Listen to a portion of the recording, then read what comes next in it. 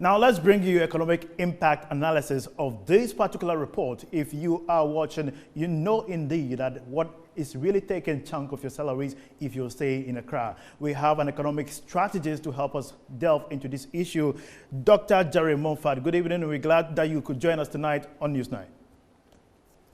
Thank you very much. Nice for having me. Good. The report states that Accra is the second most expensive city to stay, first after the Argentina's capital, Buenos Aires.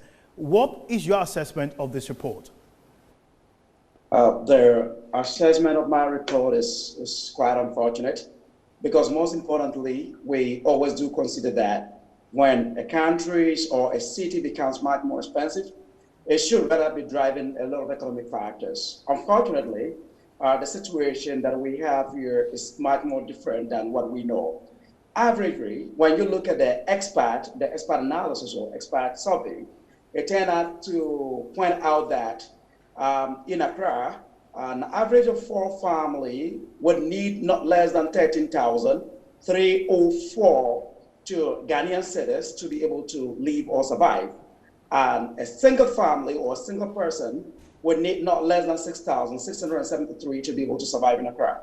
But an average salary of a worker or a manager in Accra is about 3,377.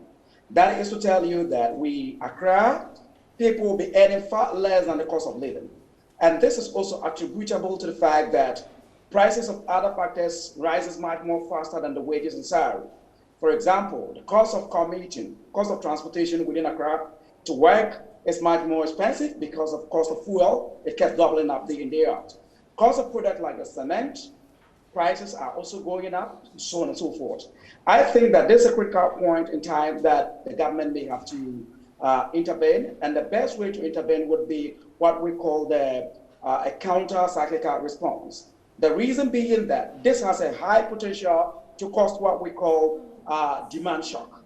Demand shock occurs as a result of the fact that when you produce items like a housing, you don't even get people to buy because an average income is much more lower. All right. That is my clear assessment position. Okay, Doc, you made mention of intervention by the government. Last week, the finance minister proposed that it is high time the youth consider entrepreneurship in terms of having access or something to do in terms of making salary for themselves.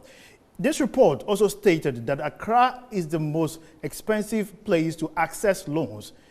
Based on this, how then do youth find a way to thrive, basically?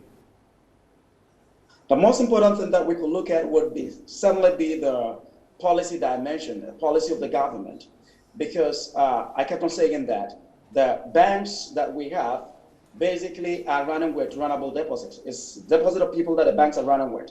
So what we need to do now would be a deliberate monetary policy and not a fiscal policy. A monetary policy to be able to inject, lendable funds or loanable funds back to the startups for them to start. But this would not end there. Looking at the fact that Accra is becoming most expensive city, what it means is that they will certainly need an integrated line of protection. Integrated line of protection would involve how to shelve these new enterprises away from the cost that is daily increasing.